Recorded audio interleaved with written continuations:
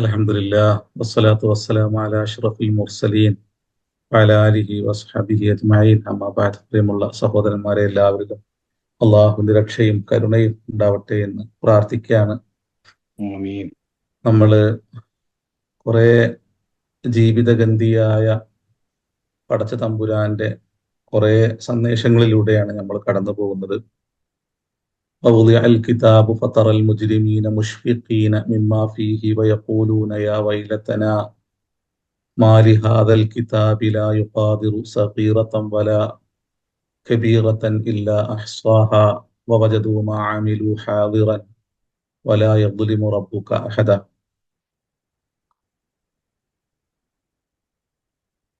ووضع الكتاب, കിതാബിനെ വെക്കപ്പെട്ടാൽ, ഇവിടെ കിതാബ് എന്ന് പറഞ്ഞാൽ അൽ കിതാബ് ഹുവൽ മക്തൂബു എന്നാണ് പൊതുവെ പണ്ഡിതന്മാര് വിശേഷിപ്പിക്കുക.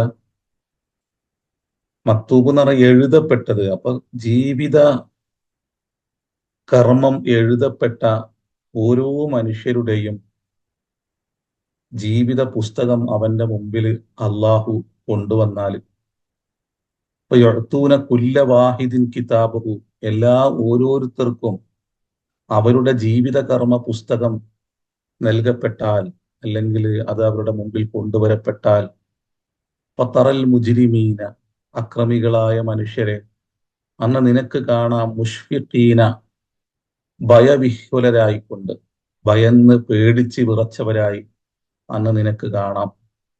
മിമ്മാ ഫീഹി, ആ അവരുടെ ജീവിത പുസ്തകങ്ങളിലുള്ള ഒന്നിന്റെ കാരണമായി, എഴുതപ്പെട്ട ഒന്നിന്റെ കാരണമായി അവര് ഏറെ പേടിച്ച് വിറച്ചവരായി നിനക്ക് കാണാം. തന്നെയുമല്ല യഖൂലൂന, അവർ പറയും, യാ വൈലത്തന, ഞങ്ങളുടെ കഷ്ടമേ, ഞങ്ങളുടെ നാശമേ, യാ ഹസ്രത്തന, ഞങ്ങളുടെ ജീവിത പരാജയമേ എന്നവർ ഉറക്കെ വിളിച്ചു പറയും. മാലി ഹാദൽ കിതാബി,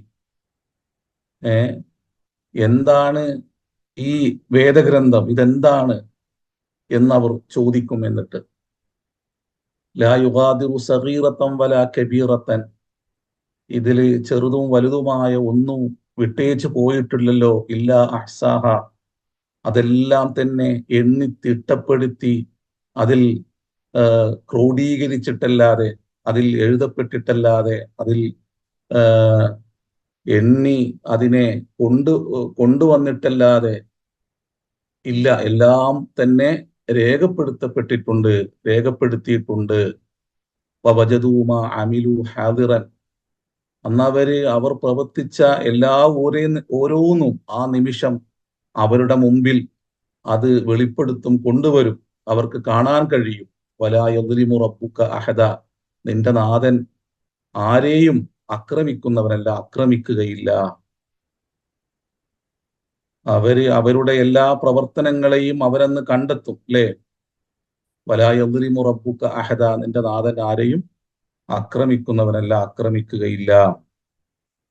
അപ്പൊ ഇവിടെ നമ്മുടെ ഒരു ഭൗതിക ലോക ജീവിതത്തിലും മനുഷ്യന്റെ ഒരു അവസ്ഥാവിശേഷം ഇങ്ങനെയും തന്നെയാണ്.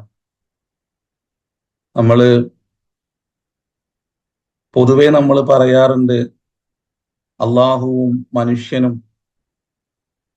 തമ്മിലുള്ള ബന്ധം, അതുപോലെ തന്നെ അവന്റെ ജീവിത കർമ്മ പുസ്തകം, ഇതെല്ലാം തന്നെ ഭൗതിക ലോകത്തും മനുഷ്യനുമായി ബന്ധപ്പെട്ട ഇടപെടലിൽ അതിന്റെ ചെറിയ ചെറിയ ന്യൂനമായ മോഡലുകൾ മനുഷ്യന് കണ്ടെത്താൻ പറ്റും.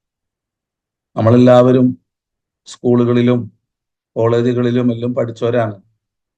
അപ്പൊ നമുക്ക് ഒരു ജീവിത നിയമപുസ്തകം നമ്മുടെ മുമ്പിൽ ഉണ്ടാവും.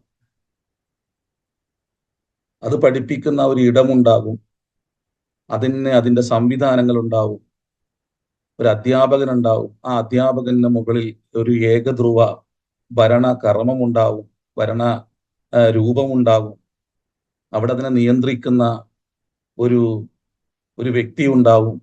ഇങ്ങനെ നമ്മുടെ ഭൗതിക ലോക ജീവിതത്തിലും അള്ളാഹുവും മനുഷ്യനും തമ്മിൽ ബന്ധപ്പെട്ട ഈ ഒരു കാര്യത്തെ എടുത്തു കാട്ടുന്ന കുറെ ജീവിത ചിത്രങ്ങൾ നമ്മുടെ മുമ്പിൽ ഇങ്ങനെ മാറി മറിയുന്നുണ്ട്. നമ്മൾ സ്കൂളുകളിൽ നമുക്ക് ഒരു പ്രത്യേക ടെക്സ്റ്റ് വെച്ച് നമ്മളെ പഠിപ്പിക്കും. അത് പഠിപ്പിക്കുന്ന ഒരു അധ്യാപകൻ, ആ അധ്യാപകനെ നിയന്ത്രിക്കുന്ന ഒരു ഒരു ഒരു ഹെഡ് മാസ്റ്റർ അല്ലെങ്കിൽ ഒരു പ്രിൻസിപ്പാള്. അപ്പോ ആ പഠിക്കുന്ന കുട്ടികൾക്ക് എല്ലാവർക്കും അവരുടെ ജീവിത നന്മയ്ക്ക് വേണ്ടി അവിടെ എന്താണോ പഠിപ്പിക്കുന്നത്, അവിടെ ഭൗതികമാവട്ടെ അല്ലെങ്കിൽ പാരത്രികമാവട്ടെ, ആ പഠിപ്പിക്കുന്ന കാര്യങ്ങളെല്ലാം തന്നെ ആ ക്ലാസ്സിലുള്ള 33 കുട്ടികളാണെങ്കിൽ അല്ലെങ്കിൽ അതിലേറെ കുട്ടികളാണെങ്കിൽ ആ കുട്ടികൾക്കെല്ലാം തന്നെ സമതുല്യമായി കൊണ്ടുള്ള ഇടപെടലിലൂടെയായിരിക്കും ആ അധ്യാപകൻ പഠിപ്പിക്കുക. ആരോടും ഒരു വേർതിരിവ് കാണിക്കാതെ, പക്ഷപാതിത്വം കാണിക്കാതെ, എല്ലാവരുടെയും നന്മ കാക്ഷിച്ചുകൊണ്ട് ആ അധ്യാപകൻ പഠിപ്പിക്കും. അതിനിടയിൽ അയാൾ ഇങ്ങനെ ഉയർത്തിക്കൊണ്ടേയിരിക്കും, ഇതാ നിങ്ങളുടെ പരീക്ഷാ ദിവസം, എക്സാം ഡേ ഇന്ന ദിവസമാണ് കേട്ടോ, നന്നായി പഠിക്കണട്ടോ, നന്നായി ഇതെല്ലാം ഉൾക്കൊള്ളണട്ടോ എന്നിങ്ങനെ പറഞ്ഞുകൊണ്ടേയിരിക്കും. പക്ഷേ ആ ദിവസത്തെ ഒരു അധ്യാപകൻ നിരന്തരം ഉണർത്തിയാലും അതിൽ എത്ര ശതമാനം കുട്ടികൾ ആ ദിവസത്തെ നന്നായി ഉൾക്കൊണ്ടുകൊണ്ട് ആ അധ്യാപകൻ പഠിപ്പിക്കുന്ന കാര്യത്തെ മുഖവിലക്കെടുക്കും? ഒരു 10% കുട്ടികൾ നന്നായി എടുക്കും. പിന്നെ ഒരു 30% കുട്ടികൾ നന്നായി എടുക്കും നമുക്ക് പിന്നെ അങ്ങനെ കാൽക്കുലേറ്റ് ചെയ്യാം. പിന്നെ കുറച്ച് കുട്ടികൾ അതിനെ പിന്നെ ഒരു 50-50 അല്ലേ, അങ്ങനെ എടുക്കും. കുറച്ച് കുട്ടികൾ തീരെ അതിനെ മുഖവിലക്കെടുക്കൂല. പക്ഷേ ആ അധ്യാപകൻ പറഞ്ഞ ദിവസം തീർച്ചയായിട്ടും ആസന്നമാകും. അന്ന് എല്ലാവരെയും ആ പരീക്ഷാ ഹാളിലേക്ക് അവനറിയാതെ തന്നെ നയിക്കും. നമ്മൾ ഇന്നേ വരെ ഒരു കുട്ടിയും ഞാൻ പഠിച്ചിട്ടില്ല, അതുകൊണ്ട് ഞാൻ പരീക്ഷാ ഹാളിലേക്ക് ഇല്ല എന്ന് പറഞ്ഞ ഒരു കുട്ടിയെയും നമ്മൾ കണ്ടിട്ടില്ല. കാരണം അതൊരു കണിശമായ സമയമാണ്. ആ സമയത്തിന്റെ അപ്പുറമോ ഇപ്പുറമോ ഒരു കുട്ടിക്ക് ഒരു ഉദുറും ബോധിപ്പിക്കാൻ കഴിയില്ല. ആ സമയമായി കഴിഞ്ഞാൽ ആ പരീക്ഷാ ഹാളിലേക്ക് അയാൾ സ്വമേധയാ അയാൾ നടന്നെടുക്കും. അയാൾക്ക് ക്വസ്റ്റ്യൻ പേപ്പർ കിട്ടും, ആൻസർ എഴുതും, അങ്ങനെ മഹ്ശറയിലേക്ക് രണ്ടാമത് അയാളെ നയിക്കും. അത് ക്ലാസ് റൂമാണ്.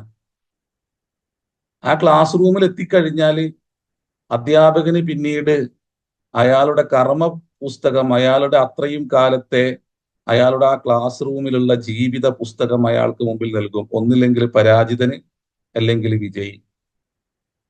അന്ന് ദുഃഖിക്കുന്നവരുണ്ടാകും, സന്തോഷിക്കുന്നവരുണ്ടാവും. ഈ ഭൗതിക ലോകത്ത് മനുഷ്യൻ അവന്റെ ഓരോ കാൽവെപ്പിലും ഇതുപോലെയുള്ള ജീവിത പാഠങ്ങൾ അവന് അനുഭവിച്ചു കൊണ്ടേയിരിക്കുന്നുണ്ട്. ഇന്ന് ഇതിന്റെ വലിയ വ്യക്തമായ രൂപങ്ങൾ നമ്മുടെ ചുറ്റുമുണ്ട്. നമ്മളൊരു സൂപ്പർ മാർക്കറ്റ് പോയി കഴിഞ്ഞാൽ അവിടെ നമ്മളെ നിരന്തരം നിരീക്ഷണം ചെയ്യുന്ന ക്യാമറകൾ ഉണ്ടാവും. അവിടെ നമ്മൾ പാപം ചെയ്തു കഴിഞ്ഞാൽ, എന്തെങ്കിലും തെറ്റുകൾ ചെയ്തു കഴിഞ്ഞാൽ, കുറ്റകൃത്യം ചെയ്തു കഴിഞ്ഞാൽ അവിടെ നമ്മളെ പിടിക്കപ്പെടും. അന്ന് നമ്മൾ നിഷേധിച്ചാലും നമ്മുടെ മുമ്പിൽ നമ്മുടെ ആ സമയത്തുള്ള കർമ്മങ്ങളെ അവര് പിന്നെ വളരെ ലൈവായി നമുക്ക് കാണിച്ചു തരും. ഇതേപോലെ നമ്മൾ ചോദിക്കും, അന്ന് നമ്മുടെ മനസ്സ് ഇതേപോലെ പറയും. അപ്പൊ ഇതിന്റെ എല്ലാം തന്നെ അള്ളാഹുവിന്റെ ക്യാമറ കണ്ണിന് മുമ്പിലാണ് മനുഷ്യൻ എന്ന് അബ്ദുൽ കരീം സൈദാന് അദ്ദേഹം പിന്നെ പഠിപ്പിക്കുന്നുണ്ട്. അള്ളാഹുവിന്റെ ക്യാമറ കണ്ണിന് മുമ്പിലാണ് ഓരോ മനുഷ്യനുള്ളത്. അതുകൊണ്ടാണ് മലായിക്കത്തിഹി എന്ന് പറഞ്ഞാല് അത് അൻ തുഅ്മിന ബില്ലാഹി വ മലായിക്കത്തിഹി, മലക്കുകളിൽ വിശ്വസിക്കണം എന്ന് പറഞ്ഞാല് അള്ളാഹുവിന്റെ ക്യാമറ കണ്ണുകളാണ് ഓരോ മലായിക്കത്തും എന്നാണ്. വമാ തൽഫിദു മിൻ ഖൗലിൻ ഇല്ലാ ലദൈക റഖീബുൻ വ അതീദ്, നിങ്ങൾ ഉച്ചരിക്കുന്ന ഒന്നും വിട്ടേച്ചു പോകുന്നില്ല, എല്ലാം നാം രേഖപ്പെടുത്തുന്നുണ്ട്. ഈ രേഖപ്പെടുത്തിയ പുസ്തകമാണ് അന്ന് അള്ളാഹു മനുഷ്യന്റെ മുമ്പിൽ അള്ളാഹു നിവർത്തി വെക്കുക. അള്ളാഹു മനുഷ്യന്റെ കയ്യിൽ നൽകുക.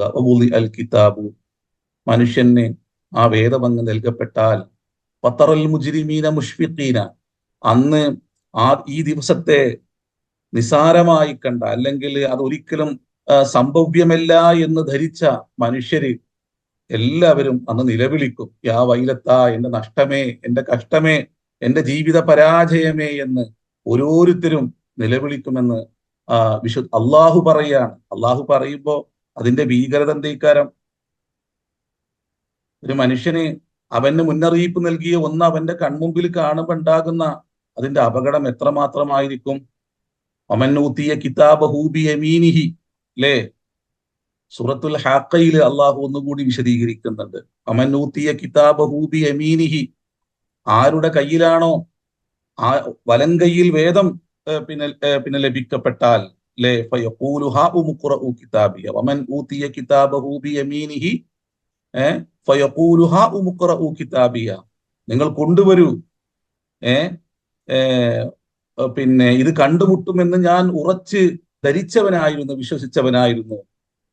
ഹാഉം ഖുറഉ കിതാബിയ ഇന്നി വനന്തു അന്നി മുലാഖിൻ ഹിസാബിയ, എന്നെ ചോദ്യം ചെയ്യപ്പെടുന്ന, വിധിയെഴുതപ്പെടുന്ന ഒരു നാള് തീർച്ചയായും പുലരുമെന്ന് ഞാൻ ഉറച്ച് വിശ്വസിച്ചവനായിരുന്നു. അതിനാല് അതനുസരിച്ചാണ് ഞാൻ എൻ്റെ ജീവിതം ക്രമപ്പെടുത്തിയത്. അതിനാൽ എൻ്റെ കർമ്മപുസ്തകം കൊണ്ടുവന്നോളൂ എന്ന് സന്തോഷത്തോടു കൂടി പറയുന്ന, എന്നാല് വമന്നൂത്തിയ കിതാബഹു ബിശിമാലിഹി, ഇടം കയ്യിൽ വേദം ലഭിക്കപ്പെടുന്നവര്, ഫയഖൂലു യാ ലൈതനീ ലം ഊത കിതാബിയ, അവരന്ന് പറയും, എന്റെ ഈ ജീവിത കർമ്മ പുസ്തകം എനിക്ക് ലഭിച്ചില്ലായിരുന്നെങ്കിൽ എത്ര നന്നായിരുന്നേനെ. വലം അദ്രിമാ ഹിസാബിയ, ഈ ചോദ്യം ചെയ്യുന്ന ഈ ദിവസം ഉണ്ടായിരുന്നില്ലെങ്കിൽ, അല്ലെങ്കിൽ അങ്ങനെ ഒന്ന് സംഭവിച്ചില്ലായിരുന്നെങ്കിൽ എത്ര നന്നായിരുന്നേനെ.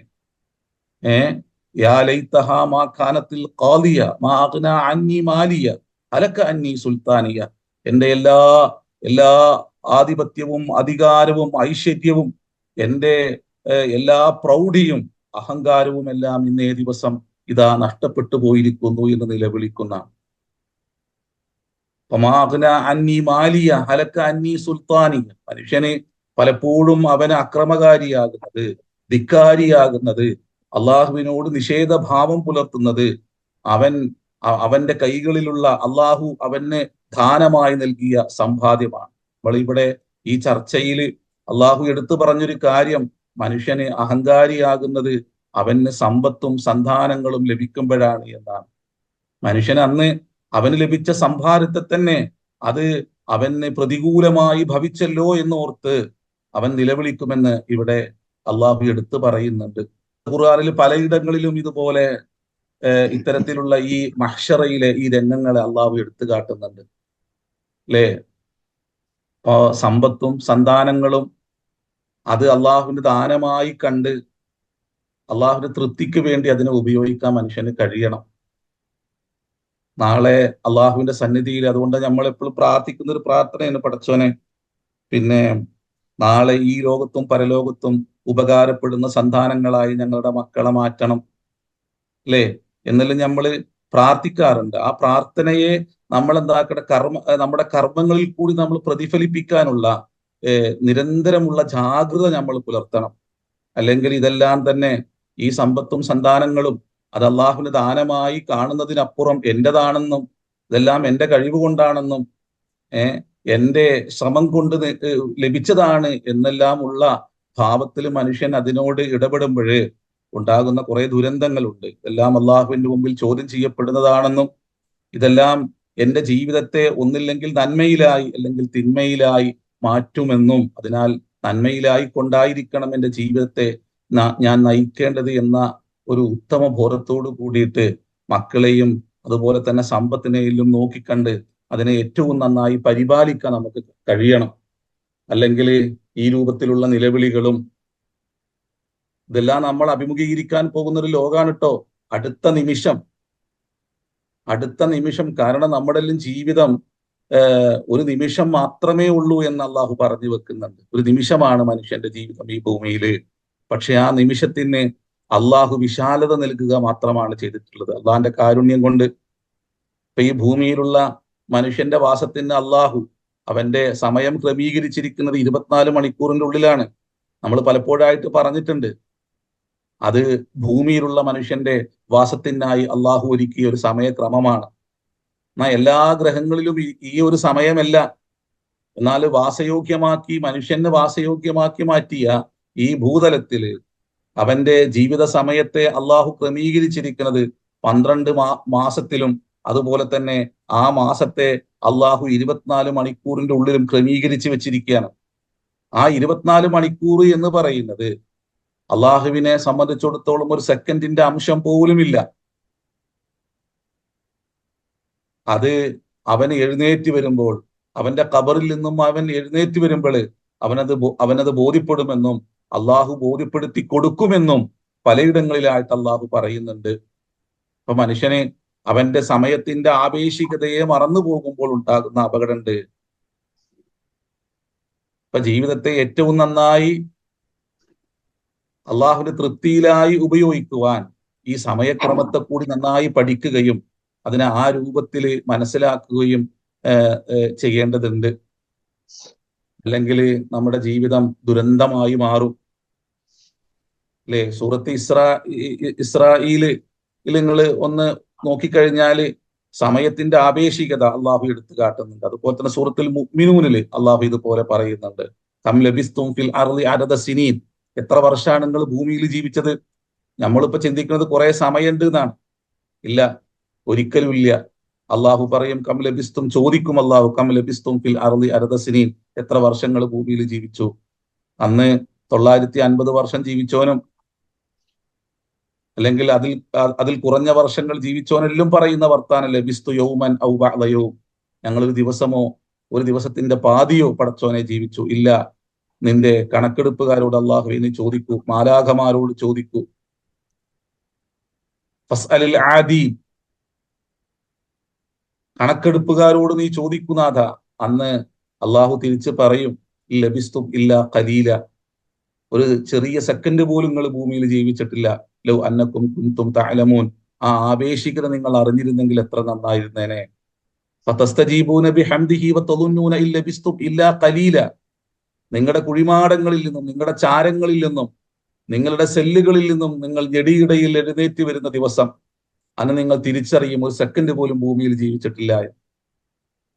അപ്പൊ നമ്മൾ ദീർഘമാണെന്ന് കരുതുന്ന, ഇനിയും കുറെ ദൂരമുണ്ട് എന്ന് കരുതുന്ന, ഇനിയും സമയമുണ്ടെന്ന് നമ്മൾ കരുതുന്ന ജീവിതം ഉണ്ടല്ലോ, അത് ഒരു അംശം മാത്രമാണ്, ഒരു സെക്കൻഡിന്റെ അംശം മാത്രമാണ്.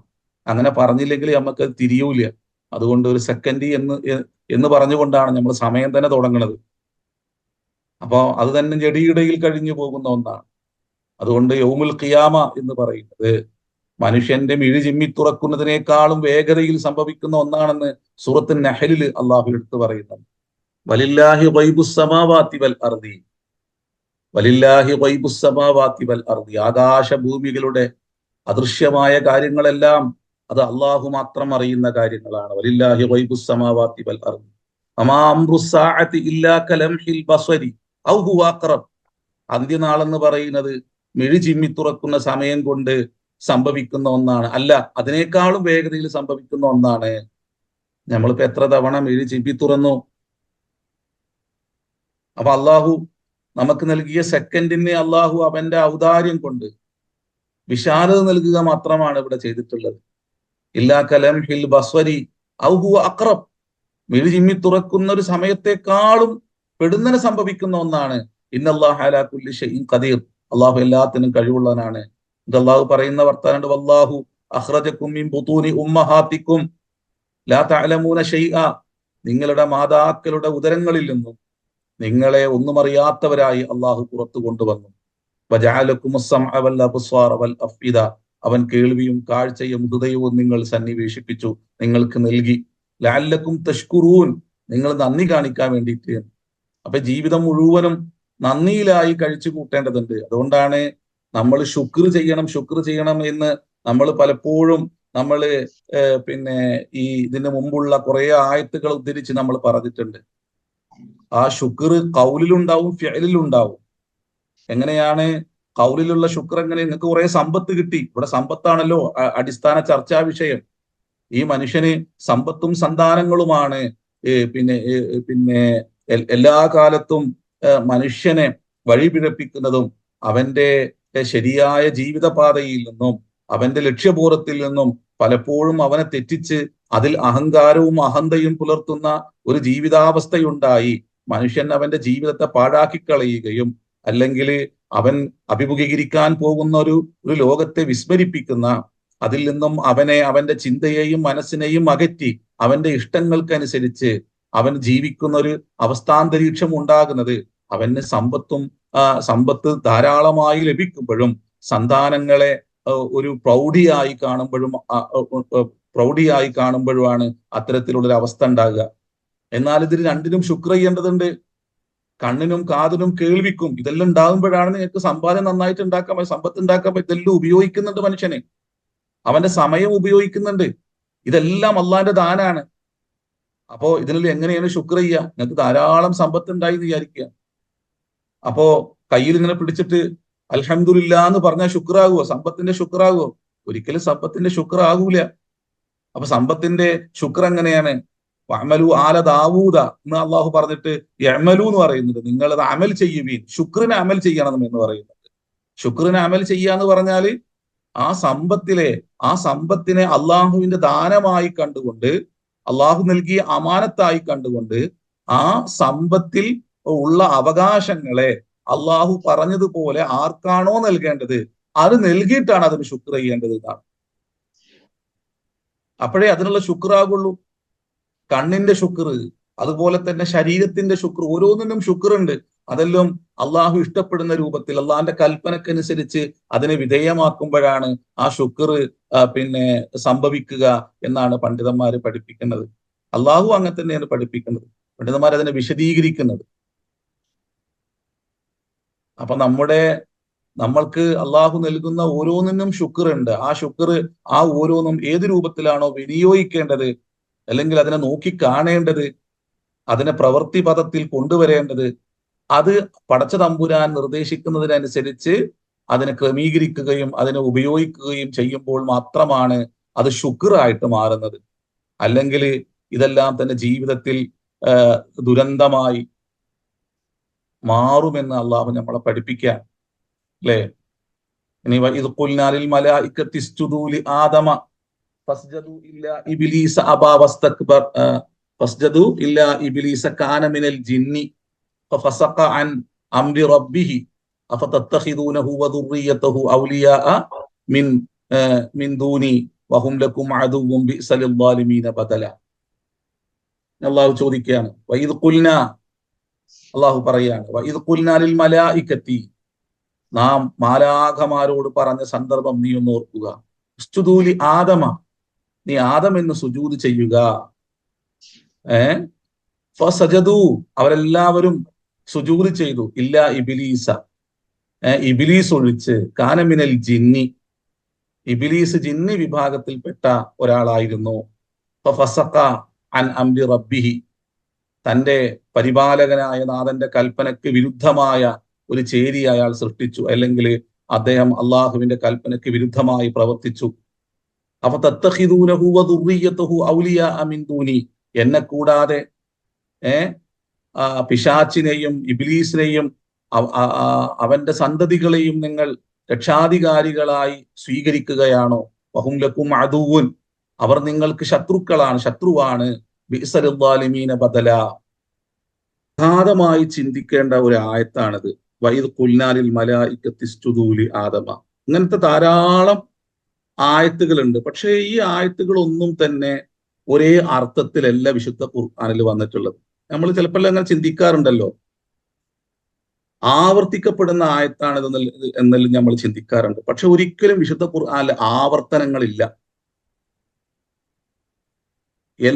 നമ്മൾ ആവർത്തനങ്ങളാണ് എന്ന് കരുതുന്ന ആയത്തുകളെല്ലാം തന്നെ അത് ഉപയോഗിക്കുന്ന ഇടങ്ങളിൽ അതിന് ഒരേ അർത്ഥമല്ല, വ്യത്യസ്തങ്ങളായ അർത്ഥവും വിശാലമായ ആശയലോകവും അള്ളാഹു അതിലെല്ലാം ചേർത്ത് വെച്ചിട്ടുണ്ട്. ഇമാം ഷഅറാവി ഇതിന്റെ ഇടയിലെല്ലാം അള്ളാഹു കൊണ്ടുവരുന്ന വാക്കുകളെ, അക്ഷരങ്ങളെപ്പോലും എത്രമാത്രമാണ് അതിലൂടെ അള്ളാഹു ഒരു വലിയ വിശാലമായ ആശയ ലോകത്തെ നമുക്ക് മുമ്പിൽ അവതരിപ്പിക്കുന്നത് എന്ന് അദ്ദേഹം പറഞ്ഞു പോകുന്നുണ്ട്. ഇവിടെ നമ്മൾ വൈദ് ഖുൽനാലിൽ മലായികത്തി ഇസ്ജുദൂ ലി ആദമ ഫസ്ജദു ഇല്ല ഇബ്ലീസ. അപ്പൊ ഇവിടെ കുറെ വാക്കുകൾ ശ്രദ്ധാപൂർവം നോക്കിപ്പോവേണ്ടതുണ്ട്. ഒന്ന്, മലായിക്കത്ത് വൈദ് ഖുൽനാലിൽ മലായിക്കത്തി എന്ന് അള്ളാഹു പറഞ്ഞു, മലക്കുകളോട് പറഞ്ഞു. അപ്പൊ മലക്കുകൾ ആരാണ്? മലക്കുകള് അള്ളാഹുവിന്റെ സൃഷ്ടികളിൽ ഏറ്റവും വിശുദ്ധരാണ്. അള്ളാഹു പറഞ്ഞതിൽ കൽപ്പിച്ചതിൽ ഒരു വീഴ്ചയും വരുത്താത്ത, അള്ളാഹുവിന്റെ നിർദ്ദേശങ്ങളിൽ ഒരു കളങ്കവും വരുത്താത്ത ശ്രേഷ്ഠരായ അള്ളാഹിന്റെ സൃഷ്ടികളാണ് മലായിക്കത്ത് എന്ന് പറയുന്നത്. അപ്പൊ മലക്കുകളോട് അള്ളാഹു സുജൂദ് ചെയ്യാന് കൽപ്പിക്കുന്നു എന്ന് പറയുമ്പോൾ, മനുഷ്യന് സുജൂദ് ചെയ്യാൻ കൽപ്പിക്കുന്നു എന്ന് പറയുമ്പോൾ ആ സുജൂദിന്റെ അർത്ഥം എന്താണ് ഇവിടെ? ആ സുജൂദിന്റെ അർത്ഥം മനുഷ്യനോട് ആദരവ് പുലർത്തുക, അവന് നൽകിയ വിജ്ഞാനത്തിന്റെ മുമ്പിൽ അവന് നിങ്ങൾ ആദരവ് പ്രകടിപ്പിക്കുക എന്ന അർത്ഥത്തിലാണ് വാസ്തവത്തിൽ ഇവിടെ സുജൂദി എന്ന വാക്കിനെ ഉപയോഗിച്ചിട്ടുള്ളത് എന്നാണ് ഇമാം ഷഅറാബി വിശദീകരിക്കുന്നത്. സുജൂദു അൽ ഖുദൂഉ എന്നാണ്, അവനോട് വിനയം കാണിക്കുക, ആദരവ് പ്രകടിപ്പിക്കുക. പിന്നെ അതുപോലെ തന്നെ തകൂനു ഫീ ഖിദ്മത്തിഹി, മനുഷ്യന്റെ ഖിദ്മത്തിലായി നിങ്ങൾ ഇനി മാറേണ്ടതുണ്ട്. കാരണം ഈ മനുഷ്യൻ എന്ന് പറയുന്ന സൃഷ്ടി അള്ളാഹു ആദരിക്കുകയും ബഹുമാനിക്കുകയും അവന്റെ ഖലീഫയായി ഭൂമിയിൽ പ്രതിഷ്ഠിക്കുകയും ചെയ്ത ഒരു സൃഷ്ടിയാണ്. അള്ളാഹുവിന്റെ ബലിഷ്ഠമായ നിയമത്തിന്റെ ന്യൂനമായ മോഡൽ അവതരിപ്പിക്കുവാൻ ഭൂമിയിൽ അള്ളാഹു കൊണ്ടുവന്ന ഒരു ഉത്കൃഷ്ട സൃഷ്ടിയാണ്, ഒരു ഉത്തമ സൃഷ്ടിയാണ്. അതിനാൽ ആ സൃഷ്ടിക്ക് മുമ്പിൽ നിങ്ങൾ ആദരവ് പ്രകടിപ്പിക്കണം എന്നാണ് പിന്നെ വസ്തുതു എന്ന് പറയുന്നതിന്റെ അർത്ഥം എന്ന് ഇമാം ഷഅറാബി വിശദീകരിക്കുന്നുണ്ട്. അപ്പോ മലായിക്കത്ത്, വിശുദ്ധരായ മലായിക്കത്ത് പിന്നെ ആദരിക്കുക, ബഹുമാനിക്കുക എന്ന് പറയുന്നത് മനുഷ്യന്റെ സ്ഥാനത്തെ, മനുഷ്യൻ അള്ളാഹുവിന് കീഴ്പ്പെടുമ്പോൾ, അവൻ ഭൂമിയിൽ അള്ളാഹുവിന്റെ ഖലീഫയായി നിൽക്കുമ്പോൾ അവന് മലായിക്കത്ത് സാഷ്ടാംഗം നമിക്കുന്നു. അല്ലെങ്കിൽ സാഷ്ടാംഗം എന്ന അർത്ഥമല്ല കേട്ടോ അവിടെ ഉദ്ദേശിക്കുന്നത്. അവന് സുജൂദി എന്നുള്ളത് കൊണ്ട് പെട്ടെന്ന് നമ്മൾ സുജൂദ് എന്നുള്ള വാക്ക് വരുമ്പോൾ നമ്മൾ സാഷ്ടാംഗം എന്നെല്ലാം അങ്ങ് പറഞ്ഞു പോകും. പക്ഷെ ഇവിടെ നാം ഷഅറാബി വിശദീകരിക്കുന്നത് അവനോട് ആദരവ് പ്രകടിപ്പിക്കാൻ പറയുമ്പോഴേ അവൻ അള്ളാഹുവിന്റെ കൽപ്പന പാലിക്കുമ്പോൾ അവൻ മലായിക്കത്തിനോളം അവൻ എന്താക്കുന്നു, ഉയരുന്നു എന്നൊരു വലിയ ആശയത്തെ അള്ളാഹു എടുത്തു കാട്ടുന്നുണ്ട്. ഫസജദു ഇല്ല ഇബ്ലീസ. അപ്പൊ മലായിക്കത്തിന്റെ കൂടെ എന്തുകൊണ്ടാണ് ഇബ്ലീസിനെ പരാമർശിച്ചത്? ഇബ്ലീസ് ആദം നബിയുമായിട്ട് ബന്ധപ്പെടുന്നിടത്ത് അള്ളാഹു ഷൈത്താനി എന്ന വാക്കിനപ്പുറം ഇബ്ലീസ് എന്ന വാക്കിനെ കൊണ്ടുവരുന്നതായിട്ട് നമുക്ക് കാണാൻ പറ്റും. അപ്പോ എന്തുകൊണ്ടാണ് ഇവിടെ ഇബ്ലീസ് എന്ന വാക്ക് ഉപയോഗിച്ചത്? കാന മിനൽ ജിന്നി, അദ്ദേഹം ജിന്നി വിഭാഗത്തിൽപ്പെട്ടതായിരുന്നു.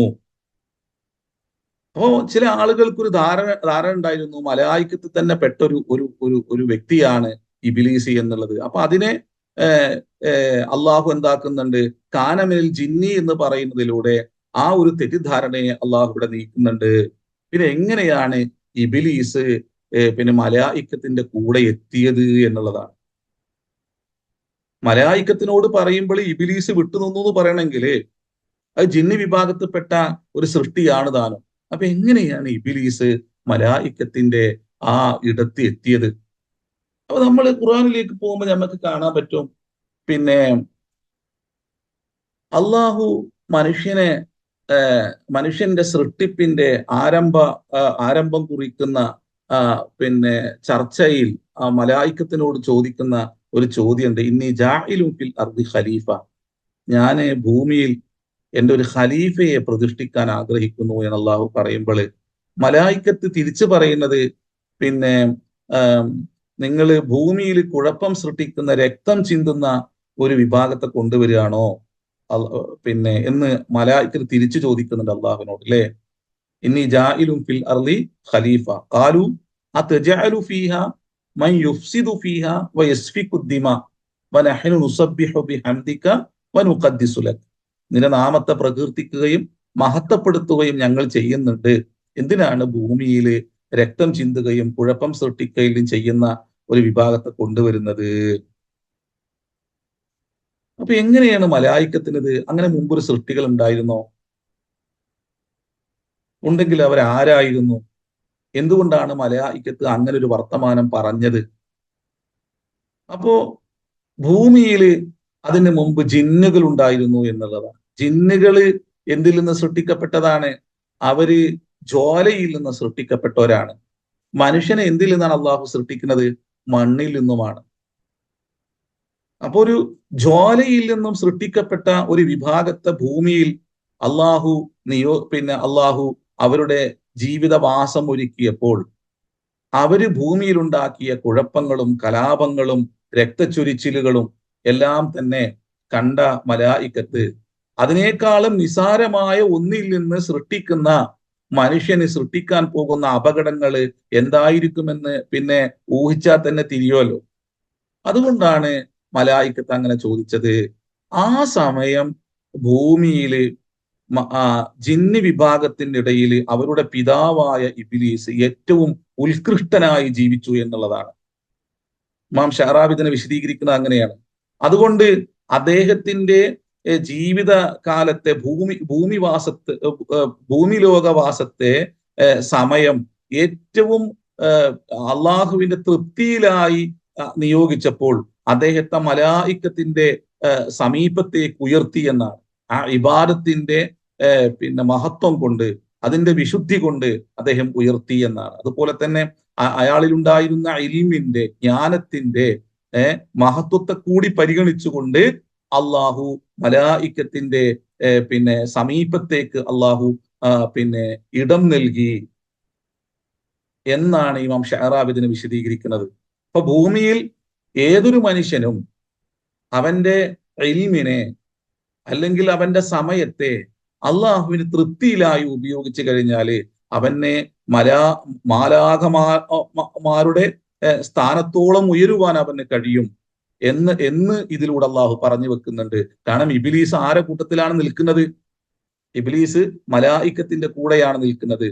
അദ്ദേഹത്തിന്റെ ഇൽമു കൊണ്ടും അദ്ദേഹം ഭൂമിയിൽ വസിക്കുന്ന വേളയിൽ അദ്ദേഹത്തിന്റെ സമയവും അദ്ദേഹത്തിന്റെ ആരോഗ്യവും എല്ലാം തന്നെ അള്ളാഹു തൃപ്തിയിലായി ഉപയോഗിച്ചതിന്റെ ഫലമായി അതിന്റെ മഹത്വത്തെ പരിഗണിച്ചുകൊണ്ട് അള്ളാഹു മലായിക്കത്തിന്റെ സാന്നിധ്യത്തിലേക്ക് ഉയർത്തുന്നു, മലായിക്കത്തിന്റെ കൂട്ടത്തിലേക്ക് ഉയർത്തുന്നു. പക്ഷേ പിന്നീട് പിന്നെ ഒരു ജോലയിൽ നിന്ന് തന്നെ സൃഷ്ടിച്ച അള്ളാഹു പിന്നീട് മണ്ണിൽ നിന്ന് മറ്റൊരു സൃഷ്ടിയെ അള്ളാഹു പിന്നെ കൊണ്ടുവരികയാണ്. അവിടെയാണ് പിന്നെ സൂറത്ത് ഹിജ്റില് ഈ ചോദ്യം ഇബ്ലീസ് പിന്നീട് അള്ളാഹിനോട് ചോദിക്കുന്നുണ്ട്. അപ്പൊ ഇവിടെ ഇബ്ലീസ് ഈ പിശാച്ചിന്റെ പിതാവായത് കൊണ്ടാണ് ആദം നബി അലൈഹി ഇസ്ലാമിനെ ചർച്ച ചെയ്യുന്നിടത്ത് ഇബ്ലീസ് എന്ന് പറയുകയും പിന്നെ അള്ളാഹു അതിനപ്പുറം മനുഷ്യരുമായി ബന്ധപ്പെട്ട ഇടങ്ങളിൽ ഷെയ്ത്താൻ എന്ന വാക്ക് ഉപയോഗിക്കുന്നത് ആ ഇബ്ലീസ് എന്ന് പറയുന്ന ആ പിതാവിന്റെ സന്താനങ്ങളിൽ മുസ്ലിങ്ങളുണ്ട്, അതുപോലെ തന്നെ നിഷേധികളുണ്ട് എന്ന് സൂറത്ത് ജിന്നിൽ പിന്നെ അള്ളാഹു പറയുന്നുണ്ട്. വമിന്നൽ മുസ്ലിമൂന വമിന്നൽ ഖാസിത്തൂൻ അല്ലേ? സൂറത്ത് ജിന്നില് പിന്നെ ജിന്നുകൾ തന്നെ പറയുന്ന വർത്തമാനത്തെ അള്ളാഹു എടുത്തു കാട്ടുന്നിടത്ത് ഞങ്ങളില് പടച്ചോന് കീഴ്പ്പെട്ടവരുണ്ട്, അതുപോലെ തന്നെ കീഴ്പ്പെടാത്തവരുമുണ്ട് എന്ന് ജിന്ന് വിഭാഗത്തിൽപ്പെട്ട ആൾക്കാർ തന്നെ പറയുന്നുണ്ട്. അപ്പോ ഈ കീഴ്പ്പെടാത്തവരെയാണ് പിന്നീട് ഷെയ്ത്താൻ എന്ന് പറയുന്നത്. നബി സല്ലല്ലാഹു അലൈഹി വസല്ലമ തങ്ങള് പിന്നെ മനുഷ്യനെ നമ്മൾ ഇതിനു മുമ്പ് പറഞ്ഞിട്ടുണ്ട്, മനുഷ്യൻ 5 പിന്നെ ഘടകങ്ങളാൽ പിന്നെ യോജിപ്പിച്ചൊരു സൃഷ്ടിയാണ് മനുഷ്യൻ എന്ന് മുമ്പ് നമ്മൾ വിശദീകരിച്ചു. അത് 5 ഘടകങ്ങളിൽ ഒരു ഘടകം പിശാച്ചിന്റെ സാന്നിധ്യമാണ്. അതുകൊണ്ട് ആയിഷ ബീവിയോട് റസൂലുള്ള പറയുന്നുണ്ട്, ആ ആയിഷ ബീവി ഒരു വർത്തമാനം പറഞ്ഞപ്പോൾ അത് നിന്റെ പിശാച്ചിന്റെ ഭാഗത്തിൽ നിന്നാണ് ആയിഷ അത് ഉണ്ടായിട്ടുള്ളത് എന്ന് പറയുമ്പോൾ അങ്ങയിലും പിശാച്ചിന്റെ അംശമുണ്ടോ എന്ന് ചോദിക്കുന്നുണ്ട്. അള്ളാഹിന്റെ റസൂല് പറയുന്നുണ്ട്, എന്നിലും ഉണ്ട്, പക്ഷെ അതിനെ അള്ളാഹു പിന്നെ അവനെ കീഴ്പ്പെട്ടവനാക്കി മാറ്റുകയും എനിക്ക് അത് അനുസരണയോടുകൂടി പിന്നെ എനിക്ക് പിന്നെ അത് മാറുകയും ചെയ്തിരിക്കുന്നു എന്ന് റസൂലുള്ള പഠിപ്പിക്കുന്നുണ്ട്. ഇപ്പൊ എല്ലാ മനുഷ്യന്റെ കൂടെയും പിശാച്ചിന്റെ അംശമുണ്ട്, മലായിക്കത്തിന്റെ സാന്നിധ്യമുണ്ട്. മലായിക്കത്തിന്റെ സാന്നിധ്യവുമുണ്ട്, പിശാച്ചിന്റെ സാന്നിധ്യവുമുണ്ട്. നമ്മളത് മുമ്പ് വിശദീകരിച്ചിട്ടുണ്ട്, നിങ്ങളത് ഓർക്കുന്നു എന്ന് ഞാൻ മനസ്സിലാക്കണം. അപ്പോ പിന്നെ ഇവിടെ പിന്നെ ജിന്നി എന്നുള്ള ഇബ്ലീസ് എന്നുള്ള വാക്കിനെ ആദം നബി അലൈഹി ഇസ്ലാമിനെ ചർച്ച ചെയ്യുന്നിടത്ത് കൊണ്ടുവരുമ്പോൾ അത് ഇവരുടെ പിതാവ് എന്ന ഒരർത്ഥത്തിലാണ് ഈ എന്താ പറയാ ഈ ഷൈത്താന്റെ പിന്നെ ഷയാത്തീനുകളുടെ പിതാവ് എന്ന അർത്ഥത്തിലാണ് ഇബ്ലീസിനെ അള്ളാഹു ചേർത്ത് പറയുന്നത് ആദം നബി അലൈഹി ഇസ്ലാമിന്റെ കൂടെ.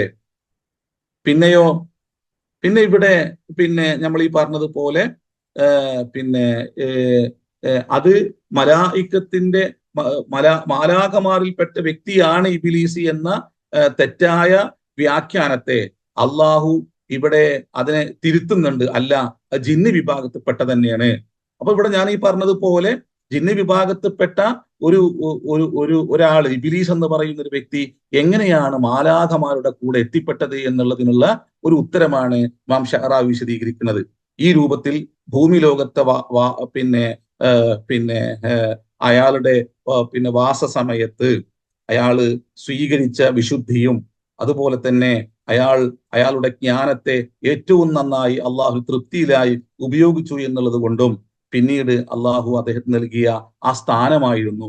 അത് അഹങ്കാരം കൊണ്ട്, അഹന്ത കൊണ്ട് പിന്നീട് ആ വ്യക്തി തന്നെ അതിനെ ഇല്ലാതെയാക്കുന്നു. അത് സൂറത്തെ ഹിജ്ർ നോക്കിക്കഴിഞ്ഞാൽ കാണാൻ പറ്റും. എന്തുകൊണ്ടാണ് നീ ആദമിനെ സുജൂദ് ചെയ്യാതെ പോയത്? അപ്പൊ അദ്ദേഹം പറയുന്നുണ്ട്, അന ഖലഖ്തഹു മിൻ തീനിൻ, ആദമിനെ നീ സൃഷ്ടിച്ചിരിക്കുന്നത് മണ്ണിൽ നിന്നാണല്ലോ, എന്നെ നീ സൃഷ്ടിച്ചിരിക്കുന്നത് ജ്വാലയിൽ നിന്നാണ്. അപ്പൊ അവനേക്കാളും ഉത്തമനാണ് ഞാന് എന്നുള്ള അയാളുടെ അഹങ്കാരമാണ്, ഇബ്ലീസിന്റെ അഹങ്കാരമാണ് പിന്നീട് അയാളുടെ എല്ലാ സ്ഥാനങ്ങളും നഷ്ടപ്പെടാൻ കാരണമായത്, അല്ലെങ്കിൽ നിന്ദ്യനാകുവാൻ ഇടയാക്കിയത് എന്ന് അള്ളാഹു തന്നെ പലയിടങ്ങളിലായിട്ട് വിശദീകരിക്കുന്നുണ്ട്. അതുകൊണ്ട് അഹങ്കാരം ആരിലുണ്ടാകുന്നവോ, അഹങ്കാരം പേറുന്ന മനുഷ്യരെ മനുഷ്യരിലുമുണ്ട് എന്ന് പിന്നീട് അള്ളാഹു പറയുന്നത് അല്ലെ. വജഅൽനാലി കുല്ലി നബിയ്യിൻ അദുവൻ ശയാത്തീനൽ ഇൻസി വൽ ജിന്നി, മനുഷ്യരിലും ജിന്നുകളിലും പെട്ട കുറെ പിശാചുക്കളെ അള്ളാഹു പ്രവാചകന്മാർക്ക് ശത്രുക്കളായി കൊണ്ടുവരുന്നുണ്ട് എന്ന് പറയുന്നു. അതുകൊണ്ടാണ് അമ്പിയാക്കന്മാരുടെ റിസാലത്തിന് മുഖം തിരിഞ്ഞു നിൽക്കുന്ന, അതിനോട് അഹങ്കാര ഭാവം പുലർത്തുന്ന മനുഷ്യര് ഈ പിശാചുക്കളായിട്ടാണ് അള്ളാഹു പരിചയപ്പെടുത്തുന്നത്. മനുഷ്യരിൽപ്പെട്ട പിശാചുക്കളോടാണ് അള്ളാഹുവിന്റെ അമ്പിയാക്കന്മാര്, മൂസാ നബി അലൈഹി ഇസ്ലാമിന് ശേഷമുള്ള അമ്പിയാക്കന്മാരെല്ലാം പോരാട്ടം നടത്തിയിട്ടുള്ളത്, യുദ്ധങ്ങൾ നടത്തിയിട്ടുള്ളത്. മൂസാ നബിന്റെ മുമ്പുള്ള അമ്പിയാക്കന്മാർക്ക് യുദ്ധം ചെയ്യുക എന്നുള്ള ഒന്നുണ്ടായിട്ടില്ല. അള്ളാഹു നേരിട്ട് ഇടപെടുകയും അള്ളാഹു അവന്റെ പ്രത്യേകമായ ഇന്തിഖാമ് കൊണ്ട് അള്ളാഹു അത്തരം അക്രമികളോട് സമീപനം സ്വീകരിക്കാൻ അള്ളാഹു ചെയ്തിട്ടുള്ളത്. മൂസാ നബിക്ക് ശേഷമാണ് പിന്നീട് തലഹിയത്തിന്റെ, പൂർണ്ണ സമർപ്പണ ബോധത്തിന്റെ, അവരുടെ മനുഷ്യൻ തന്നെ അവന്റെ ചുറ്റുമുള്ള തിന്മകളോട് എങ്ങനെയാണ് പ്രതികരിക്കേണ്ടത്, എങ്ങനെയാണ് നിലപാടുകൾ സ്വീകരിക്കേണ്ടത്, എങ്ങനെയാണ് ഇടപെടേണ്ടത് എന്നുള്ളത് അള്ളാഹു പഠിപ്പിക്കുന്നത് എന്നാണ് പിന്നീട് പണ്ഡിതന്മാർ പഠിപ്പിക്കുന്നത്. മൂസാ നബിന് ശേഷമാണ് പിന്നീട് യുദ്ധവുമായി ബന്ധപ്പെട്ട അമ്പിയാക്കന്മാരുടെ ജീവിത ചിട്ടയിലെ ക്രമങ്ങൾ അള്ളാഹു പിന്നീട് രൂപപ്പെടുത്തുന്നത്. അപ്പോ മനുഷ്യരിൽപ്പെട്ട പിശാചുക്കളോടുള്ള നന്മയെ എതിർക്കുന്ന, നന്മയോട് മുഖം തിരിഞ്ഞു നിൽക്കുന്ന, അതിനെ അവഹേളിക്കുകയും നിന്ദിക്കുകയും അതിനെ ഇല്ലായ്മ ചെയ്യാൻ ശ്രമിക്കുകയും ചെയ്യുന്ന, എന്നിട്ട് അത്തരമൊരു ലോകത്തെ സൃഷ്ടിച്ച് ഇച്ഛകളെ പുൽകി സമൂഹത്തില് ഏറ്റവും വൃത്തികേടുകളും അതുപോലെ തന്നെ അനാശ്വാസങ്ങളും കൊണ്ടുവരുവാനും അതിന്റെ വിത്തുകൾ പാകുവാനും അങ്ങനെ ധർമ്മത്തെ മുഴുവനും നിഷ്കാസനം ചെയ്യുവാനുമുള്ള ചില മനുഷ്യര്, പിശാചിന്റെ ബോധമുള്ള ചില മനുഷ്യരോടാണ് അമ്പിയാക്കന്മാരെന്താക്കിയിട്ടുള്ളത്, യുദ്ധം ചെയ്തിട്ടുള്ളത്. വിശുദ്ധ ഖുർആന് പിന്നെ അത് മറ്റൊരു ചർച്ചാ വിഷയമാണ്. എങ്കിലും ഈ പിശാചിന്റെ ഈ അഹങ്കാര ഭാവം പേറുന്നവർ മനുഷ്യരിലുണ്ട്. അത് അള്ളാഹു എടുത്തു കാട്ടുന്നുണ്ട്. വജഅൽനാലി കുല്ലി നബിയ്യിൻ അദുവൻ ശയാത്തീനൽ ഇൻസി വൽ ജിന്നി, മനുഷ്യരിലും അതുപോലെ തന്നെ ഈ ശൈത്താനിൽപ്പെട്ട എന്താണ് വജഅൽനാലി കുല്ലി നബിയ്യിൻ അദുവൻ ശയാത്തീനൽ ഇൻസി വൽ ജിന്നി, മനുഷ്യരിലും ജിന്നിലുംപ്പെട്ട കുറെ ഷെയ്ത്താന്മാരുണ്ട്. അള്ളാഹുവിന്റെ അമ്പിയാക്കന്മാരുടെ ശത്രുക്കളായി കുറെ ഷെയ്ത്താന്മാർ അള്ളാഹു കൊണ്ടുവന്നിട്ടുണ്ട് എന്ന് പറയുന്നിടത്ത് ഈ രൂപത്തില് അതിനെ വിശദീകരിക്കുന്നുണ്ട് പണ്ഡിതന്മാര്. ഏതായാലും ഇവിടെ ഇബിലീസ് എന്ന വാക്ക് കൊണ്ട് ഉദ്ദേശിക്കുന്നത് ഈ പിശാചുക്കളുടെ പിതാവിനെയാണ്. എന്ന് പിന്നെ ഇമാം ഷഅറാവി വിശദീകരിക്കുന്നു. എങ്ങനെയാണ് പിന്നെ മലായിക്കത്തിന്റെ കൂടെ അയാൾ എത്തിപ്പെട്ടത് എന്നുള്ളത് നാം ഈ പറഞ്ഞതുപോലെയും അദ്ദേഹം എടുത്തു പറയുന്നുണ്ട്. ഫഫസഖ അൻ അംരി റബ്ബിഹി. അപ്പോ നമ്മളെ ജീവിതത്തിലും ഇപ്പോ പിന്നെ ഈ സൂറത്ത് ഹിജ്റിന്റെ ആദ്യ ആയത്തിൽ എടുത്തു നോക്കിക്കഴിഞ്ഞാല് നമ്മുടെ ജീവിതത്തിലും ഇത്തരത്തിലുള്ള അഹങ്കാര ഭാവങ്ങൾ എങ്ങനെയാണ് മാറി മറിയുന്നത് എന്ന് അള്ളാഹു പഠിപ്പിക്കുന്നുണ്ട്. അവിടെ നമ്മൾ ഇതിനു മുമ്പ് സൂറത്ത് ഹിജ്റിലെ ഒരു ആയത്തിനെ നമ്മൾ വിശദീകരിച്ചിട്ടുണ്ട്. പിശാച്ച് അള്ളാഹുവിനോട് ചെയ്യുന്ന ഒരു കരാറുണ്ട്. എന്താണ് കരാറ്? തുമ്മല ആത്തിയന്നഹും മിൻ ബൈനി ഐദീഹിം വമിൻ ഖൽഫിഹിം വഅൻ ഐമാനിഹിം വഅൻ ശമാഇലിഹിം ഫലാ തജിദു അക്സറഹും ഷാകിരീൻ എന്ന് പറയുന്നുണ്ട്. അപ്പോ ആ ആയത്ത് ഒന്ന് ശ്രദ്ധാപൂർവം ഒന്ന് നോക്കിയാൽ മതി. ഞാൻ ഇതിന് മുമ്പ് അത് വിശദീകരിച്ചിട്ടുണ്ടോ എന്ന് എനിക്കറിയില്ല. എങ്ങനെയാണ് പിശാച്ച് മനുഷ്യനെ സമീപിക്കുക? തുമ്മല ആത്തിയന്നഹും, അള്ളാഹു സ്വർഗലോകത്തിൽ നിന്നും പിശാച്ചിനെ പിന്നീട് ഇബ്ലീസിനെ ആട്ടിയോടിക്കുകയാണ്. അതിനോടുള്ള പ്രതികാരമായി ഒരു മനുഷ്യന്റെ സാന്നിധ്യം, തന്റെ എല്ലാ നന്മകളും നിഷേധിക്കുന്ന, തന്റെ സ്ഥാനത്തെ പിന്നെ അതിനെ ഇടിച്ചു താഴ്ത്തുന്ന രൂപത്തിലേക്ക് മനുഷ്യന്റെ സൃഷ്ടിപ്പ് കാരണമാകുകയും പിന്നീട് മനുഷ്യനെ എങ്ങനെയൊക്കെയാണ് ഇനി മനുഷ്യനോടുള്ള പ്രതികാരം ചെയ്യുന്നത് എന്ന് പിന്നീട് ഇബ്ലീസ് തന്നെ പിന്നെ പറയുകയും ചെയ്യുന്ന ഒരു രംഗം. അതിനുശേഷം ഇബ്ലീസ് പറയുന്ന വർത്താനാണ് തുമ്മല ആത്തിയന്നഹും മിൻ ബൈനി ഐദീഹിം വമിൻ ഖൽഫിഹിം വഅൻ ഐമാനിഹിം. അവരുടെ മുൻഭാഗത്തിലൂടെയും പിൻഭാഗത്തിലൂടെയും ഈ ഇടതുഭാഗത്തിലൂടെയും വലതുഭാഗത്തിലൂടെയും ഞാൻ അവരെ സമീപിക്കും. വലാ തജിദു അക്സറഹും ഷാകിരീൻ. അധികം ആൾക്കാർ നന്ദിയില്ലാത്തവരായിട്ട് എനിക്ക് കാണാൻ പറ്റും.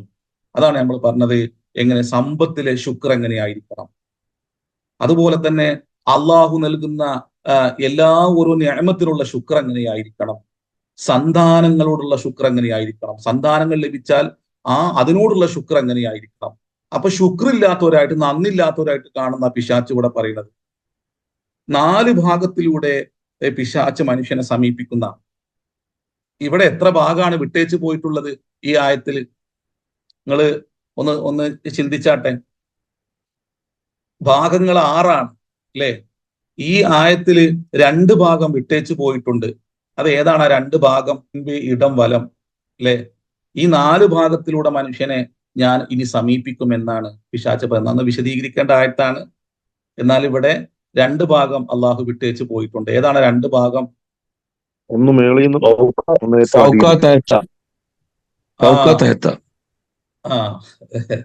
മേൽഭാഗവും താഴ്ഭാഗവും അള്ളാഹു വിട്ടേച്ച് പോയിട്ടുണ്ട്. എന്തുകൊണ്ടാണ് പിന്നെ മേൽഭാഗത്തെയും താഴ്ഭാഗത്തെയും അള്ളാഹു പറയാതെ പോയത്? ഏതായാലും പിന്നെ മേൽഭാഗം വഹിയിന്റെ ഇടമാണ്, അടിഭാഗം സാഷ്ടാംഗം നമിക്കാനുള്ള ഇടവുമാണ്. അപ്പൊ വഹീനെ നന്നായി പിടിച്ച് വഹിയുമായിട്ട് നിങ്ങൾ അഗാധമായി ബന്ധപ്പെട്ട് കഴിഞ്ഞാല് പിശാച്ച് എന്താക്കൂല, നമ്മെ സമീപിക്കൂല. നമ്മള് പിന്നെ എന്റെ ഓർമ്മയിൽ ഇത് പറഞ്ഞിട്ടുണ്ട്. കാരണം പിന്നീട് അതിന് ശേഷം എന്താണ് താഴ്ഭാഗമെന്നും പിന്നെ നമ്മൾ അള്ളാഹു എങ്ങനെയാണ് അതിനെ വിശദീകരിക്കുന്നത് എന്നെല്ലാം തന്നെ നമ്മൾ നന്നായി പറഞ്ഞു പോയിട്ടുണ്ട് എന്നാണ് പിന്നെ എന്റെ മനസ്സിലൂടെ ഇങ്ങനെ കടന്നു പോകുന്നത്. ഏതായാലും പിശാച്ച് 4 ഭാഗത്തിലൂടെ നമ്മെ സമീപിക്കും. ഇടത് ഭാഗം, വലതു ഭാഗം, മുമ്പ്, താഴെ, ഇതിലൂടെ എല്ലാം പിശാച്ച് നമ്മളെ സമീപിക്കും. എന്നാൽ 2 ഭാഗത്തിലൂടെ അള്ളാഹു നമ്മളെ സമീപിക്കൂല. അപ്പൊ വഹയ്യ് എന്താണ്? വഹയ്യ് നമ്മുടെ ആത്മാവിന്റെ ഭക്ഷണമാണ്. നമ്മുടെ ശരീരത്തെ ഇനി നമ്മൾ ഒരു സംഗതി പിന്നെ ഇതിലൂടെ പിന്നെ പറയുന്നുണ്ട്. ഈ ആയത്തിൽ തന്നെ അള്ളാഹു പറയുന്ന എന്തുകൊണ്ടാണ് മനുഷ്യന് പിന്നെ വ്യതിചലിച്ചു പോകുന്നത്, ഏതെല്ലാം തരത്തിൽ പിശാച്ചിന്റെ ഇടപെടലിനപ്പുറം നമ്മുടെ ഇച്ഛയുടെ ഇടപെടൽ എങ്ങനെയാണ് നടക്കുന്നത്, നമ്മുടെ ദേഹേച്ഛ എന്ന് നമ്മൾ പറയാറില്ലേ, അതെങ്ങനെയാണ് നടക്കുന്നത്? അപ്പോ പിശാച്ച് മാത്രമാണോ പിന്നെ മനുഷ്യന്റെ വ്യതിചലനത്തിന് കാരണമാകുന്നത്? അവന്റെ അധാർമിക പ്രവർത്തനത്തിന് പിശാച്ചിന്റെ ഇടപെടൽ മാത്രമാണോ കാരണമാകുന്നത്? അതോ അവന്റെ ദേഹേച്ഛ കൂടി കാരണമാണോ? ദേഹേച്ഛയും പിശാച്ചിന്റെ ഇടപെടലും തമ്മിൽ എന്താണ് വ്യത്യാസം? അതിന്റെ ഇടയിലുള്ള പിന്നെ അതിന്റെ വ്യത്യാസം എന്താണ്? ഇതെല്ലാം ഈ ആയത്തിൽ മുഫസ്സിരീങ്ങൾ ചർച്ച ചെയ്തു പോകുന്നുണ്ട് ഈ ആയത്തിന്റെ ഇടയിൽ. അപ്പോ ഏതായാലും നമ്മൾ അടുത്ത ദിവസം നാളെ നമ്മൾ ആ വിഷയം കൈകാര്യം ചെയ്യും. ഇൻഷാ അല്ലാഹ് അതൊന്നും കൂടി വിശദീകരിച്ച് പറയും. എന്തായാലും പിശാച് നാല് ഭാഗങ്ങളിലൂടെ നമ്മളെ സമീപിക്കുകയും രണ്ട് ഭാഗങ്ങളിലൂടെ നമ്മളെ സ്പർശിക്കുകയുമില്ല എന്ന് ഈ ആയത്തിൽ അള്ളാഹു പറഞ്ഞു വെക്കുന്നുണ്ട്. അപ്പോ വഹ്യുമായിട്ട് അഗാധമായ ബന്ധം പുലർത്തണം. വഹ്യ് നമ്മുടെ ദേഹത്തിന്റെയും അതുപോലെ തന്നെ ആത്മാവിന്റെയും വിശുദ്ധിക്ക് വേണ്ടി അള്ളാഹു അവതരിപ്പിക്കുന്ന ഒന്നാണ്. പിന്നെ അത് നന്നായി നമ്മൾ ശ്രദ്ധിക്കുകയും അതിനെ പരിപാലിക്കുകയും അതിനെ ഹൃദയം കൊണ്ട് സ്വീകരിക്കുകയും ചെയ്താൽ മനുഷ്യനെ അവന്റെ എല്ലാ ഓരോ അനുഗ്രഹങ്ങൾക്കുമുള്ള ശുക്റായി അവന്റെ ശിരസ് അവൻ ഭൂമിയിൽ വെച്ചുകൊണ്ട് അള്ളാഹുവിന്റെ മുമ്പിൽ സാഷ്ടാംഗ നമിക്കും അവന്. അപ്പോ ഇത് രണ്ടും ഒരു മനുഷ്യന്റെ ജീവിതത്തിൽ താളാത്മകമായി പോയി കഴിഞ്ഞാൽ വഹീനോടുള്ള അഗാധമായ ബന്ധവും അതുപോലെ തന്നെ ആ ബന്ധത്തിനനുസൃതമായി അവന്റെ നെറ്റിയെ അവൻ ഭൂമിയിൽ വെച്ച് അള്ളാഹുവിനോട് നന്ദി പ്രകാശിപ്പിക്കുകയും താഴ്മ കാണിക്കുക, എപ്പോഴും വിനയാന്വിതനാകുക, അവന്റെ വിശുദ്ധമായ നെറ്റിത്തടത്തെ മണ്ണിൽ വെച്ചുകൊണ്ട് പിന്നെ വിനയത്തിന്റെ മൂർത്തമായ ഭാവത്തെ പ്രകടിപ്പിക്കുന്ന ഒരു ജീവിതാവസ്ഥ മനുഷ്യന്റെ എല്ലാ ഓരോ സമയങ്ങളിലും മാറിമറിഞ്ഞാൽ അവനിലേക്ക് പിശാചടുക്കുക എന്നുള്ളത് വളരെ അപൂർവമായിരിക്കും. എന്നാലും ആ ചെയ്യുന്ന കർമ്മത്തെയും അവനെ വേറൊരു തരത്തിലാണ് അതിനെ നോക്കിക്കാണുന്നതെങ്കിൽ അവിടെയും പിശാച് ഇടപെടുമെന്ന് ഇമാം ഷാറാവി പറയുന്നു. അപ്പൊ സ്വലാത്ത് നിർവഹിക്കുന്ന ഒരാളെ പിന്നീട് പിശാച് സമീപിക്കൽ സക്കാത്ത് കൊടുക്കണ്ട എന്ന് പറഞ്ഞിട്ടാണ്. അത് നമ്മളിടയിലുണ്ട്, കുറെ ആൾക്കാരുണ്ടല്ലോ അങ്ങനെ നന്നായിട്ട് പിന്നെ സ്വലാത്തിൽ നിർവഹിക്കും, പക്ഷെ സക്കാത്ത് കൊടുക്കുകയില്ല. അപ്പൊ അവന് പിശാച് എന്താക്കിയിട്ടുണ്ട്, അവന് വഹീനോടുള്ള ബന്ധം അവനിൽ വളരെ ദുർബലമാണ് എന്നാണ് അതിന്റെ അർത്ഥം, അല്ലെ? കാരണം എവിടെയാണോ സ്വലാത്തിനെ കുറിച്ച് പറയുന്നത് അവിടെയെല്ലാം സക്കാത്തും അള്ളാഹു പറയും. അപ്പൊ ശരീരത്തിന്റെ ശുക്ർ നിർവഹിക്കുന്ന ഒരു മനുഷ്യൻ അവന്റെ സമ്പാദത്തിലെ ശുക്ർ നിർവഹിക്കാതെ പോകുമ്പോൾ, അതുകൊണ്ടാണ് വലാ തജിദു അക്സർഹും ഷാക്കിരീൻ, അധികം ആൾക്കാർ ഈ നന്ദി ഇല്ലാത്തവരായി കാണും. ഈ നന്ദി എന്ന് പറയുന്ന ഒന്നിനെ, ശുക്ർ എന്ന് പറയുന്നതിനെ അത് വായ കൊണ്ടുള്ള ശുക്രാണ് എന്ന് ധരിക്കാതിരിക്കാൻ വേണ്ടിയിട്ടാണ് നമ്മളത് ആവർത്തിക്കുന്നത് കേട്ടോ. നമുക്കെല്ലാം അങ്ങനെ ഒരു ബോധമുണ്ട്.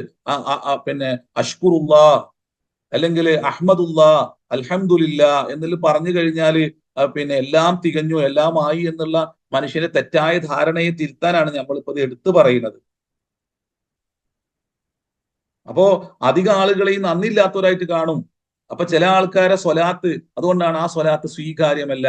അപ്പൊ ആ സ്വലാത്ത് അള്ളാഹുവിനെ തിരിച്ചറിഞ്ഞുകൊണ്ടുള്ള സ്വലാത്തല്ല എന്നാണ് അതിന്റെ അർത്ഥം. നിങ്ങൾ സമ്പാദത്തിൽ സക്കാത്ത് കൊടുക്കാതിരിക്കുകയും നിങ്ങൾ 5 നേരവും പിന്നെ സ്വലാത്ത് നിർവഹിക്കുന്നവരും ആണെങ്കിൽ നിങ്ങൾക്ക് വഹ്യ് ബോധ്യപ്പെട്ടിട്ടില്ല, അള്ളാഹുവിന്റെ കൽപ്പനയെ നിങ്ങൾ ബഹുമാനപൂർവ്വം സ്വീകരിച്ചിട്ടില്ല, അള്ളാഹുവിന്റെ തോഅത്തിൽ നിങ്ങൾ എന്താക്കിയിട്ടുണ്ട്, നിങ്ങൾ കളങ്കം ചാർത്തിയിട്ടുണ്ട് എന്നുള്ളതിന്റെ തെളിവാണ്. നമ്മളെല്ലാവരും കളങ്കം ചാർത്തിയിട്ടുണ്ട്. അപ്പൊ അത് സ്വീകാര്യമല്ല എന്നുള്ളതാണ്. അതുകൊണ്ട് സ്വലാത്തിനെ കുറിച്ച് പറയുന്നിടത്തെല്ലാം സക്കാത്ത് പറയുന്നുണ്ട്. അപ്പൊ ചില ആൾക്കാർ അതിനെ അവരുടെ വിശുദ്ധിയുടെ, പൊതുസമൂഹത്തിലുള്ള അവരുടെ വിശുദ്ധിയുടെ അടയാളമായി സ്വലാത്തിനെ എടുത്തു കാട്ടും. എന്നാൽ രഹസ്യത്തില് അവന് വളരെ സൂക്ഷിച്ചുകൊണ്ട് നിർവഹിക്കേണ്ട സക്കാത്തിനെ അയാൾ ചെയ്യൂല. എന്നാൽ ചില ആൾക്കാരെ കാണും സ്വലാത്തും നിർവഹിക്കും, സക്കാത്തും നൽകും, എന്നാല് അതിനപ്പുറം അവന്റെ കയ്യിലുള്ള സമ്പത്ത് കൊണ്ട് എല്ലാ തോന്നിവാസങ്ങളും നിർവഹിക്കുകയും ചെയ്യും. ഇമാം ഷഹറാവി വളരെ മനോഹരമായിട്ടാണ് എങ്ങനെയാണ് ഓരോ ഘട്ടങ്ങളിലും പിശാച് മനുഷ്യനെ ഇടപെടുന്നത് എന്ന് അതിനെ വിശദീകരിക്കുന്നുണ്ട്. ഓരോ ഇടങ്ങളിലും ഒന്ന് ചെയ്യുമ്പോൾ മറ്റൊന്നുകൊണ്ട് എങ്ങനെ പിശാച് നിങ്ങളെ സമീപിക്കും, അത് ചെയ്യുമ്പോൾ അതിൽ ആ ചെയ്യുന്ന കർമ്മം നിങ്ങൾ അള്ളാഹുവിന്റെ റിളയെ പിന്നെ കാംക്ഷിച്ചു കൊണ്ടല്ലാതെ വരുമ്പോഴേ, അള്ളാഹുവിന്റെ കൽപ്പനയെ മാനിച്ചു കൊണ്ടല്ലാതെ വരുമ്പോഴേ പിന്നീട് അവിടെ സംഭവിക്കുന്ന അപകടം എന്തൊക്കെയാണ് പിന്നീട് സംഭവിക്കാന്ന് അദ്ദേഹം ഘട്ടം ഘട്ടമായിട്ട് ഇങ്ങനെ പറഞ്ഞു പോകുന്നുണ്ട്. ഇൻഷാ അല്ലാഹ് അദ്ദേഹം അത് ഒന്നുകൂടി നമുക്ക് അടുത്ത ആഴ്ച വിശദീകരിക്കാവുന്നതാണ്. അൽഹംദുലില്ലാഹി റബ്ബിൽ ആലമീൻ. അസ്സലാമു അലൈക്കും.